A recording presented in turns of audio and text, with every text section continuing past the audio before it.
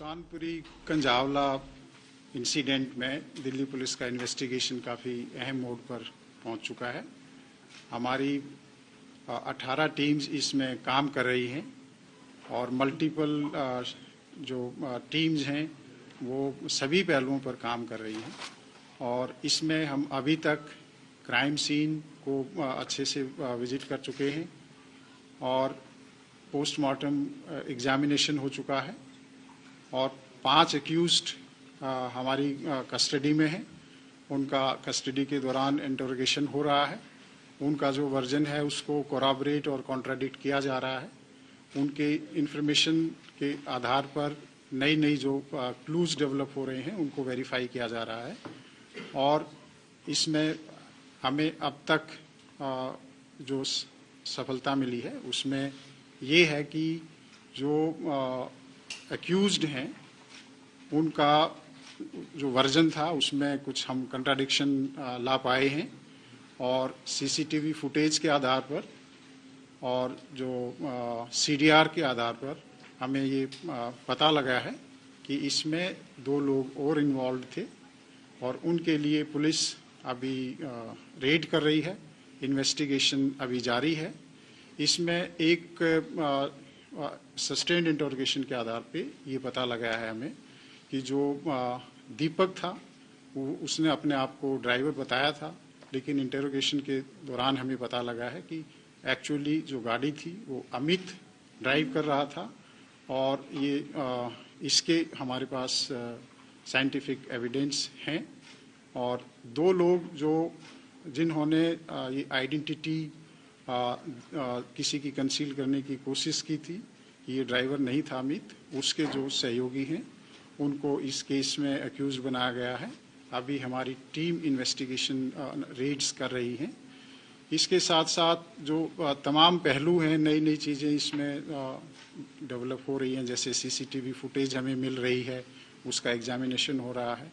आई witness जो हमें मिली है उसकी स्टेटमेंट 164 की हो चुकी है।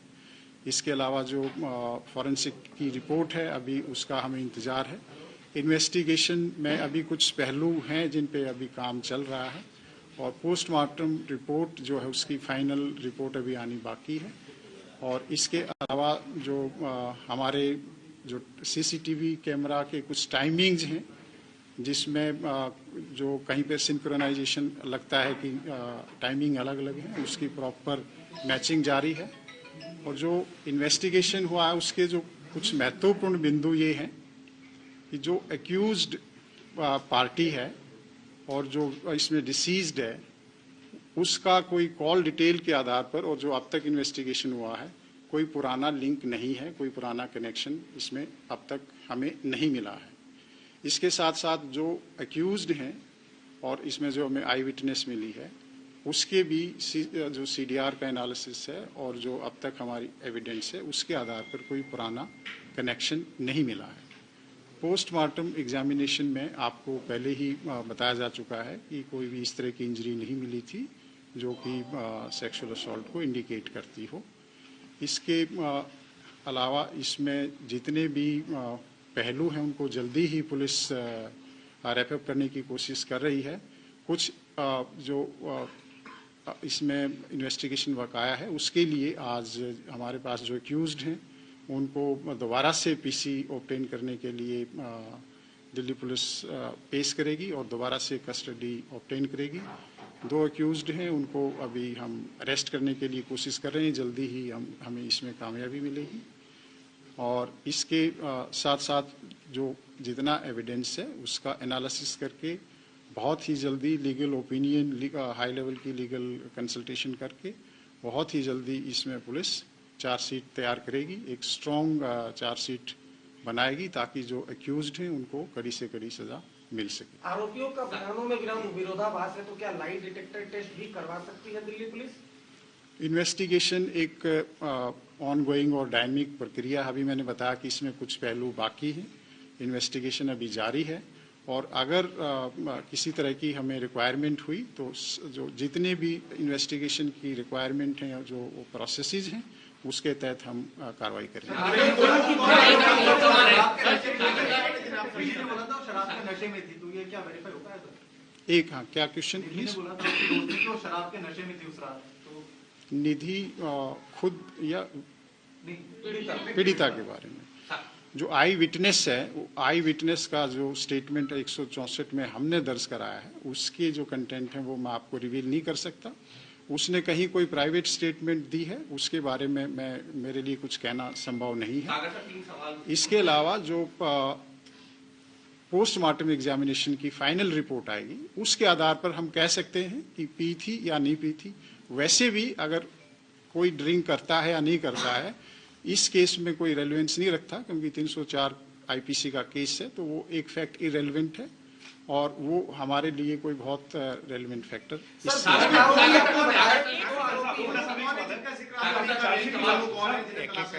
जो दो आरोपी हैं, जो नए ये कौन लोग हैं और कैसे इनके नाम सामने हैं? दोनों का नाम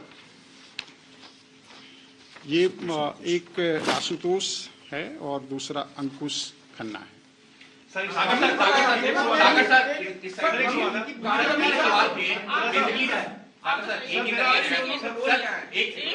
निधि को लेकर के 3 सवाल हैं। पहला मैं एक सेकंड चार्जशीट की बात की आपने, चार्जशीट दाखिल करेंगे तो कब तक इसमें चार्जशीट दाखिल हो जाएगी?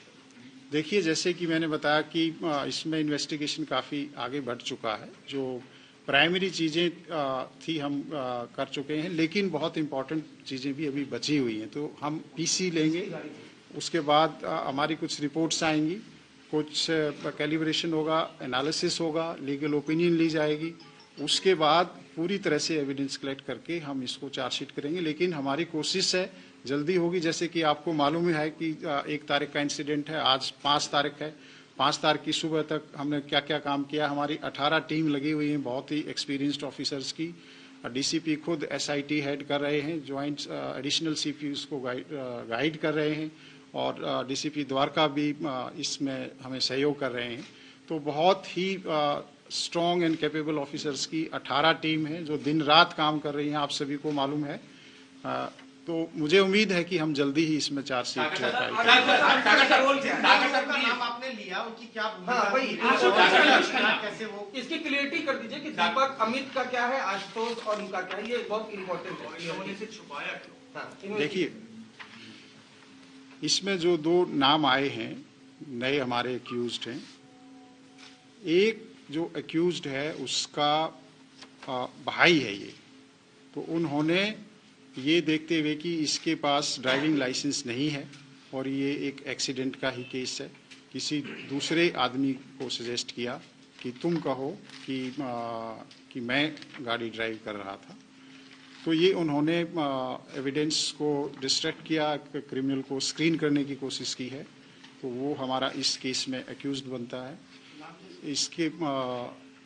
इसके साथ जिसकी गाड़ी थी उसको भी मालूम था कि गाड़ी कौन लेकर गया है। गाड़ी दीपक लेकर नहीं गया था, गाड़ी दूसरा लेकर गया था। तो उसने भी जो विस है उसको एक तरह से मिस इन्फॉर्मेशन दी है और इसमें अक्यूज्ड को हेल्प करने की कोशिश की है।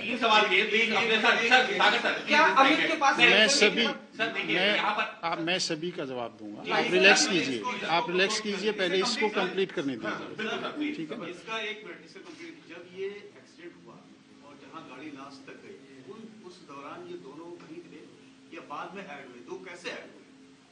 ये 2 लड़के जो नए आए हैं, इनका रोल क्या सिर्फ नाम छुपाया ड्राइविंग के चक्कर में, या जो भी इंसिडेंट हुआ एक्सीडेंट का उनमें कहीं इनकी इन्वॉल्वमेंट थी, बीच में उतर गए, कार में बैठे थे कि नहीं? एंट्री कहां? मैं इसको कंप्लीट कर लेता हूँ।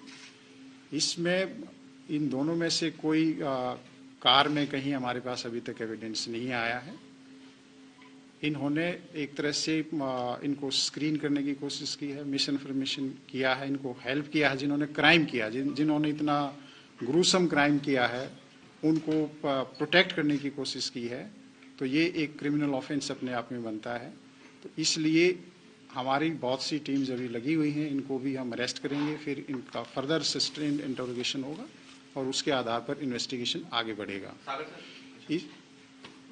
इसके साथ साथ कि ड्राइविंग लाइसेंस नहीं था अमित के पास, अभी तक जो इन्फॉर्मेशन है वो नहीं था। अगर बाकी इन्वेस्टिगेशन अभी जारी है, फाइनली कुछ उसमें होगा तो हम आपसे फिर शेयर करेंगे। सर, निधि को लेकर के 2-3 सवाल उठ रहे हैं। पहला सवाल, एक परिवार कह रहा है कि निधि का रोल सस्पिशियस है, 302 का मुकदमा दर्ज होना चाहिए। दूसरा सवाल, जो निधि की मां कह रही है कि निधि ने खुद ये बताया कि जो गाड़ी को आगे पीछे करके पीड़िता के ऊपर चढ़ाया गया, मृतका के ऊपर चढ़ाया गया, क्या 302 का मुकदमा बनता है? तीसरा सवाल उसी से जुड़ा हुआ, निधि का स्टेटमेंट कितना रिलायबल मान रही है पुलिस, क्योंकि 164 का बयान दर्ज करवाया है। क्या निधि जो इस मामले में सिर्फ एक गवाह है या उसका भी रोल अभी कहीं पर सवालों की घेरे में? अभी तक जो पुलिस का इन्वेस्टिगेशन है, इसमें आपको सभी को मालूम है कि आपके दिमाग में भी बहुत से क्वेश्चंस थे, हमारे दिमाग में भी बहुत क्वेश्चंस थे कि ये क्या कोई इसके साथ और था या कहाँ से ये आई थी, लास्ट सीन कौन था, ये सारे तमाम क्वेश्चंस आपके दिमाग में भी थे, हमारे दिमाग में भी थे। तो इसलिए पुलिस इस मामले में लगी हुई थी। सारी छानबीन के बाद एक हमें पता लगा कि ये लास्ट लोकेशन कहाँ आ रही थी लड़की की। हमने वो स्पॉट आइडेंटिफाई किया, वहाँ से कुछ हमें क्लू मिले कि यहाँ से ये लड़की किसी और के साथ बैठकर कहीं आ रही है। तो उसके थ्रू हम आई विटनेस तक पहुँचे हैं, जो कि सीसीटीवी फुटेज है। इसके साथ साथ जहाँ पर ये दोनों लड़कियाँ थी, वहाँ पर जो होटल है उसका रिकॉर्ड है, उसका डॉक्यूमेंट्री एविडेंस है, किसके नाम बुक है, किसने बुक कराया है, उस तरह की डिटेल हमारे पास है। तो लास्ट सीन हमने स्टेब्लिश किया, बिकॉज कहीं भी कोई भी जब कोई इस तरह का हादसा होता है, मिसिंग है या कोई मर्डर है, तो हमारे लिए ये बहुत इम्पॉर्टेंट है कि लास्ट में कौन था या कोई आई विटनेस है इसका। तो लास्ट सीन को ट्रेस करते हुए हम इस स्टेज तक पहुँचे हैं कि जो निधि है वो इसमें एक बहुत अहम विटनेस है। और आप सभी को मालूम है कि इस तरह के केसेस में जो विटनेस होते हैं उनको भी एक तरह से अच्छे से एग्जामिन करना, उसको हमारी बहुत ज़रूरी एक प्रक्रिया है। और जैसे ही हमें लगा कि ये एक हमारे पास अहम एविडेंस है और बहुत ही ये सही एविडेंस है, हमने 164 CRPC के तहत कोर्ट में एविडेंस कराया है, ताकि कोई ये एलिगेशन आए कि ये पुलिस की स्टेटमेंट है या पुलिस ने इसको ट्यूटर किया है। वो एक इंडिपेंडेंट एजेंसी है, आप सबको मालूम है, वहाँ का प्रोसीजर सबको मालूम है। मुझे खुद पर्सनली उस जो रिपोर्ट है उसके कंटेंट नहीं मालूम है, पर इतना मालूम है कि हमारा जो इन्वेस्टिगेशन है उसमें सपोर्ट मिल रही है और इसमें इन्वेस्टिगेशन की प्रक्रिया जारी है। जहाँ तक उसको बताने वाली बात है या इसने क्यों नहीं रिपोर्ट किया, ये क्वेश्चन हमारे दिमाग में भी आता है कि नॉर्मली आप कोई भी हादसा होता है तो उसमें आप इन्फॉर्म करते हैं और ये आप पुलिस को इन्फॉर्म करते हैं या किसी रिश्तेदार को बताते हैं। हमारे दिमाग में भी है, हमने भी काउंसलिंग की है, पूछा, समझने की कोशिश की है। कई बार कोई ट्रॉमा हो सकता है, कई बार कोई दूसरी वजह भी हो सकती है। तो सभी पहलुओं पर इन्वेस्टिगेशन अभी हो रहा है, क्योंकि ये एक ओपन एंडेड प्रक्रिया है जब तक कि हम फाइनली चार्जशीट फाइल नहीं कर सकते। और इनफैक्ट उसके बाद भी सप्लीमेंट्री चार्जशीट का प्रोविज़न हम रख सकते हैं। इसके अलावा कि इन्होंने अपनी मदर को बुलाया, बताया कि ऐसा हुआ, उस पहलू पर भी हम इन्वेस्टिगेशन करेंगे कि पूछेंगे कि क्या सिचुएशन थी, क्या वो सही बात है, नहीं है, और उसमें क्या क्या अटेम्प्ट हुई किसी को इन्फॉर्म करने की या नहीं हुई। वो एक इन्वेस्टिगेशन है, उस पर हम आगे काम करेंगे। जो बुक था वो निधि के नाम पर था, तो क्या निधि ने इस लड़की को बुलाया था, जो मृतका है उसे बुलाया था निधि ने, या ये कहानी क्या है? क्योंकि 4 लोगों का भी इन्वॉल्वमेंट था पहले, कल परिवार की तमाम चीजों पे सवाल भी उठा रहा था। देखिए सर 302 अगर आप बता दें कि 302 का मामला कहीं से बनना, क्योंकि परिवार यही मांग कर रहा है कि 302 का मामला बनना चाहिए। और जिस तरीके से जो चीजें सामने आ रही है, चाहे वो निधि की मां का बयान हो, क्या नया सेक्शन ऐड हो सकता है क्या? देखिए, जो जिस तरह से हमारे पास अभी डिटेल आ रही है और इन्वेस्टिगेशन में हमें स्टेटमेंट्स के माध्यम से या दूसरा इंटरोगेशन के माध्यम से पता चल रहा है कि ये जो इंसिडेंट है, it's a very gruesome incident. और इसके लिए कि सही मायने में जो विक्टिम है, अंजलि है, उसको जस्टिस मिल सके, तो हमारे लिए ये बहुत ज़रूरी है कि हम जो एविडेंस है वो कड़े से कड़ा एविडेंस, सख्त से सख्त एविडेंस इकट्ठा करें और जो बिल्कुल सही एप्रोप्रिएट सेक्शंस हैं उनमें हम चार्जशीट तैयार करें। इसके लिए हमारे पुलिस अधिकारी, बहुत जो एक्सपीरियंस्ड लोग हैं, वो लगातार इस पे चर्चा कर रहे हैं और जो लीगल एक्सपर्ट्स हैं उनकी भी ओपिनियन ली जा रही है और इसमें एक स्पेशल पब्लिक प्रोसिक्यूटर भी अपॉइंट किया जा रहा है ताकि किसी भी तरह से ये जो केस है हमारे कोई ये कोलैप्स ना करे, फेल ना हो, कोई इसमें कोई लूप होल ना रह जाए, इन्वेस्टिगेशन पॉइंट ऑफ व्यू से and legal point of view से। 302 लगना या 304 लगना ये एक लॉ का मैटर है, इसमें मेरे चाहने से या किसी और के चाहने से, बिना एविडेंस के, बिना फैक्ट एंड सर्कमस्टांसेस के नहीं हो सकता है। इसका पूरी तरह से उसके लिए, मर्डर के लिए आप सभी को मालूम है कि एक मोटिव होना बहुत ज़रूरी होता है, एक इंटेंशन होना बहुत ज़रूरी होता है। अभी तक का जो इन्वेस्टिगेशन है उसमें हम इस स्टेज पे नहीं पहुंचे हैं। जैसे कि मैंने आरंभ में बताया कि सीडीआर और सीसीटीवी के एनालिसिस से एक्यूज्ड और डिसीज्ड का कहीं कोई कनेक्शन हमें नहीं मिला है। इसके साथ साथ जो एक्यूज्ड हैं उनका और जो आई विटनेस है उसका भी कोई कनेक्शन हमें नहीं मिला है। कोई हादसा होता है और उसमें अगर कोई मोटिव या कोई एक इंटेंशन क्लियर कट ना हो तो उसमें 302 इस्टेब्लिश करना पुलिस के लिए एक बहुत बड़ा चैलेंज है। ये केस आप देखते हैं, पहले भी इंसिडेंट हुए हैं, एक BMW का इंसिडेंट था, मैटर बहुत हाई लेवल सुप्रीम कोर्ट के लेवल तक जाता है। 304, 302, 304A ये लीगल इश्यूज हैं। पुलिस को जो लॉ के तहत कार्रवाई करनी पड़ती है, तो अभी तक का इन्वेस्टिगेशन क्लियरली इंडिकेट करता है कि 304 के लिए फिट केस है। उसके लिए भी हमें बहुत ही स्ट्रॉन्ग एविडेंस इकट्ठे करने हैं और वो काफ़ी कुछ हमारे पास आ चुके हैं और काफ़ी एविडेंसेस और अब हम इकट्ठा करेंगे। 304 कोर्ट में टिक पाएगा? इतने सबूत पुलिस इकट्ठा कर लेगी कि जो धाराएं लगाई हैं उनको कोर्ट में? मुझे पूरा विश्वास है कि जिस हिसाब से पुलिस ने इसमें इतना फास्ट इन्वेस्टिगेशन किया है और फर्स्ट कोई ही 5 अक्यूज अरेस्ट कर लिए गए थे और उसके बाद पोस्टमार्टम एग्जामिनेशन, उनका फॉरेंसिक एग्जामिनेशन, सारे जो एविडेंसेस कलेक्ट हुए हैं, पुलिस को पूरा विश्वास है कि हम इसमें एक बहुत ही स्ट्रॉन्ग केस बनाने में सफल होंगे। कब पता लगा उनको?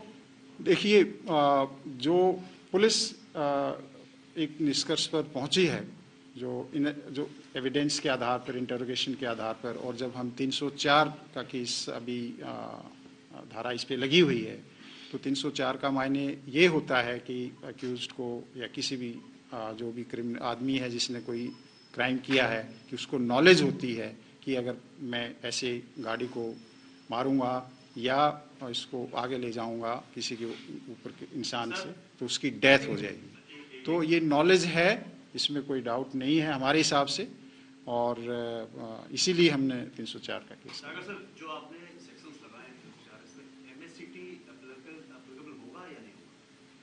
देखिए, जो एमएससीटी की क्या सेक्शंस एप्लीकेबल होंगे, 304 में एमएससीटी बहुत रेलेवेंट नहीं रह जाता है, लेकिन एक ये है कि एप्लीकेबल इसमें रेलेवेंट सेक्शन एमएससीटी के वो भी होंगे।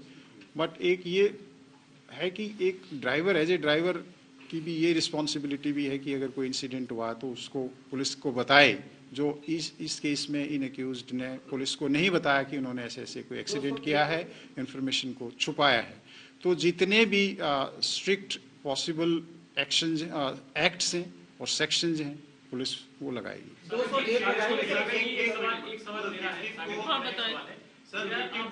एक मिनट, आपको मैं मौका दे चुका हूँ। मेरे अभी तक का इन्वेस्टिगेशन हुआ है और आपको सबूत मिले हैं, उससे साफ लग रहा है कि सिंपल एक्सीडेंट नहीं है, कॉन्स्पिरेसी भी लग रही है।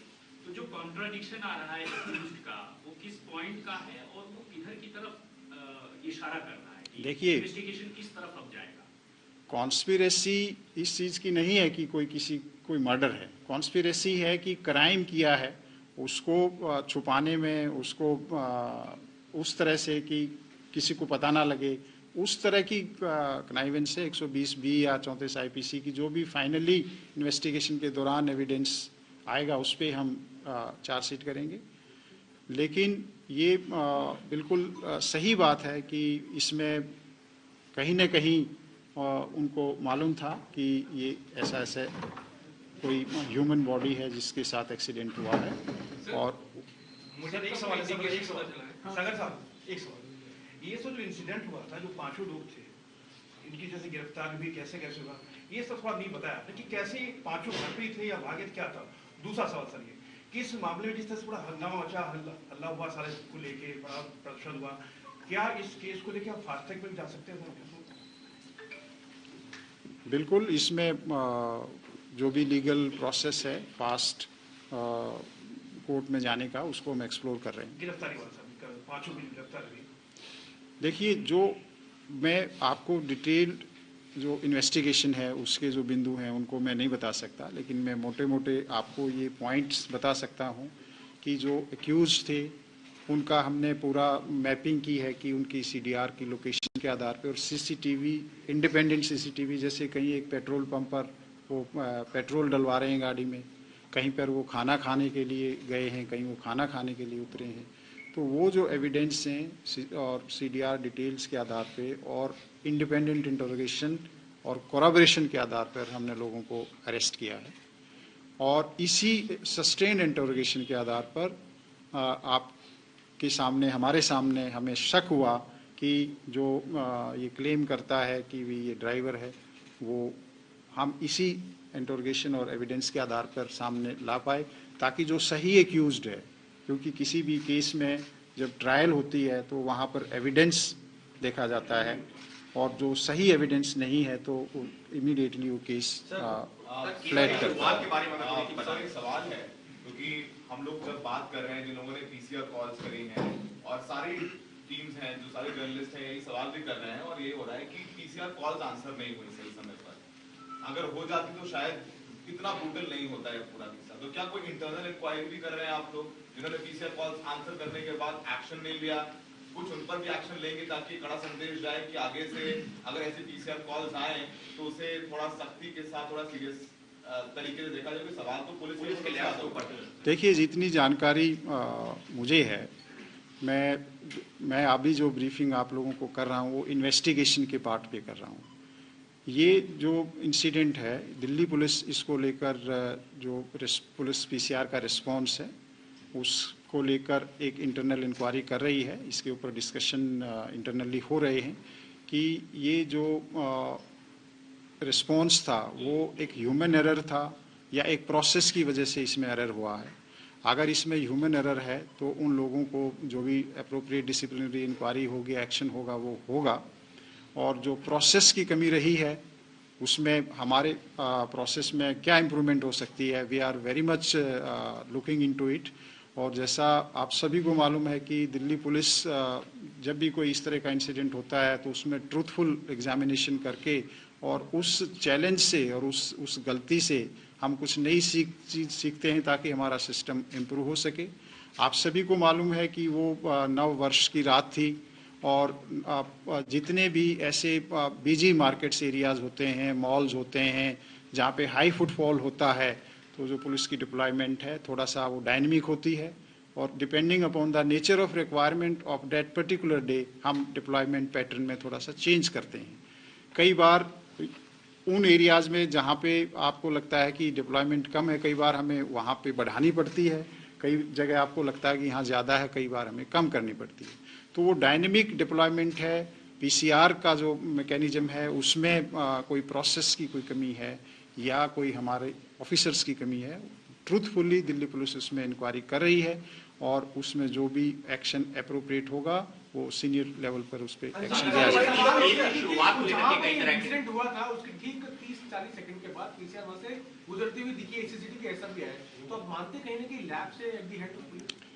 देखिए, जैसा कि मैंने बताया कि जिस 30 सेकंड की बात आप कर रहे हैं उस 30 सेकंड में अभी तक कोई लैप्स नहीं आया। इनफैक्ट उसमें बहुत अच्छा एक्शन हुआ है। जैसे ही उसने पीसीआर ने, हमारी ईआरवी ने उसको देखा है कि कोई स्कूटी पड़ी हुई है, स्कूटी को उसने के बारे में अपने एसएचओ को जानकारी दी है, एक्सीडेंट शुदा स्कूटी है। उसके बाद उस स्कूटी का नंबर लिया गया है, उस स्कूटी के नंबर ट्रैफिक से नंबर लेके जिस जो एड्रेस आया है उस स्कूटी के एड्रेस उसके घर पे भेजा गया है। वहाँ पे जो ऑनर है स्कूटी का वहाँ नहीं मिलता है और वो कार्रवाई बहुत पहले तक हो चुकी है, जबकि डेड बॉडी बाद में मिलती है। तो ऐसा नहीं है कि पुलिस का रिस्पांस ठीक नहीं था। We were not lucky that day कि वो अगर हमारी ईआरवी थोड़ा सा पहले उसको देख लेती तो प्रोबेबली इस लड़की की जान चली जाती। लेकिन this is beyond human control. जब एक किसी ईआरवी ने देखा ही नहीं तो ये उसको ये कहना कि जी कमी रही है, मैं उस पॉइंट पर आपको सल्यूट कितना टाइम अब तक आ रहा है पूरी जांच में, कितने घंटे तक वो गाड़ी घूमती रही, इसका पता चला? सही का सप्लीमेंटरी भी है। 4 किलोमीटर को लेकर शुरुआत से बहुत सारा कंफ्यूजन है। पुलिस की जांच में अब तक क्या क्या है, कितने बजे एक्सीडेंट हुआ, बाकी अब तक जो है शुरुआत, क्योंकि अभी तक सिर्फ हियर से पे कितने बजे ये सीसीटीवी आ गया है, कितने बजे घटना हुई। देखिए हमें बताता हूँ कि जो अभी तक इन्वेस्टिगेशन है, और आपको मालूम है कि जो इलेक्ट्रॉनिक एविडेंस है, सीसीटीवी फुटेज है, उसमें कैलिब्रेशन का इशू रहता है। बट मैं I can be as precise as कि ये इंसिडेंट 2:04 और 2:06 के बीच हुआ होगा। तो हम यहाँ तक पहुँच गए हैं। मैं ये भी कह सकता हूँ कि 2:05 पे हुआ है, तो आप उससे बहुत आगे पीछे नहीं जा सकते हैं। अगर हम 2:05 मानते हैं तो अगर हम स्ट्रेच करते हैं, जबकि बॉडी मिली है कहीं पर एक्चुअली, तो वो 4:15 के आसपास का टाइम है। एग्जैक्ट नंबर टाइम मैं रिमेंबर नहीं कर रहा हूँ। अनफॉर्चुनेटली बॉडी ड्रैग की गई है और वो जो स्ट्रेच है आप सभी को मालूम है, वो हरियाणा को जाता है, वो रोड जोनती बॉर्डर है। तो रात का टाइम है, पीसीआर्स हैं वहाँ पर। तो जैसा कि मैंने बताया कि उस रिस्पॉन्स में जो भी अगर हमारे को इम्प्रूवमेंट की कोई गुंजाइश है तो हम उसको इंटरनली स्टडी कर रहे हैं, साइंटिफिकली उसको हम इम्प्रूव करेंगे। और जहाँ कोई ह्यूमन एरर है और कोई है तो उसके ऊपर भी अप्रोप्रिएट एक्शन। अंकुश क्या फरार है? आशुतोष और अंकुश क्या सर फरार? How much kilometre she was driving? देखिए जो एरिया जो डिस्टेंस है वो लगभग 10-12 किलोमीटर का है, लेकिन कितने किलोमीटर एक्चुअल ड्रैग की मेरे लिए बताना अभी संभव है। क्या नहीं, अभी हमारी टीम्स लगी हुई हैं उनको अरेस्ट करने के लिए। सर गाड़ी आशुतोष की थी, ये बात हम लोग भी गए थे उसके घर, आशुतोष के घर भी जा चुके और उसके अंकुश के घर भी, लेकिन वो देवर मतलब ना पुलिस के पास है ना घर के किसी सदस्य को। तो वही तो मैंने बताया कि अगर आप हमारे पास होते तो मैं बता देता। हाँ, और अगर आपके पास है तो आप बता दीजिए। अंजलि का मोबाइल मिल गया सर? अंजलि का मोबाइल फोन मिल गया सर? एक फुटेज में चारों लोग निकलते हुए दिख रहे हैं, क्या ये वही लोग 4 लोग हैं? देखिए फुटेजेस इमर्ज हो रही हैं, ठीक है। हम भी उनको एनालाइज कर रहे हैं और उसी के फुटेजेस के आधार पर हमारे जो क्लू हैं वो डेवलप होते हैं या कोरैबोरेशन या कॉन्ट्राडिक्शन होती है। सर आशुतोष का एक बार रोल बता दीजिए एग्जैक्टली क्या है, क्या उसने सबूत क्या जो ब्लड वगैरह साफ करी, क्योंकि उसी की गाड़ी थी, उसके घर पे गाड़ी लगाई इन लोगों ने और फिर वो लोग भाग गए पास।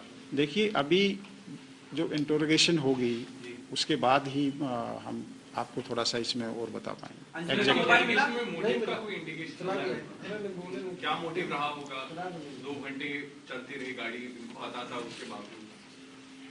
देखिए अब ये बड़ा मुश्किल क्वेश्चन है आपका कि वो जवाब देना थोड़ा सा डिफिकल्ट है। मैंने जैसे कि बताया कि इसीलिए हमने 304 आईपीसी ऐड किया। सर जो कार पार्क थी उसके बहुत कम समय में एफएसएल की टीम वहां पहुंच गई थी, तो क्या कार से उस वक्त अब I think I have Anjali की दोस्ती पुरानी थी क्या? क्योंकि परिवार ने मना कर दिया कि वो पहले से निधि को नहीं जानते, अंजलि के साथ कोई संबंध नहीं थे, दोस्ती नहीं थी। देखिए मैं इतना कहूँगा कि उनकी दोस्ती कितनी पुरानी थी कितनी नहीं थी वो एक उनका पर्सनल इशू है, मुझे नहीं मालूम। लेकिन जो हमारे पास एविडेंस है मैं इतना कह सकता हूँ कि जैसे 31 का इंसिडेंट है और 30, 29 इसके 20-25 कॉल हो रखी हैं।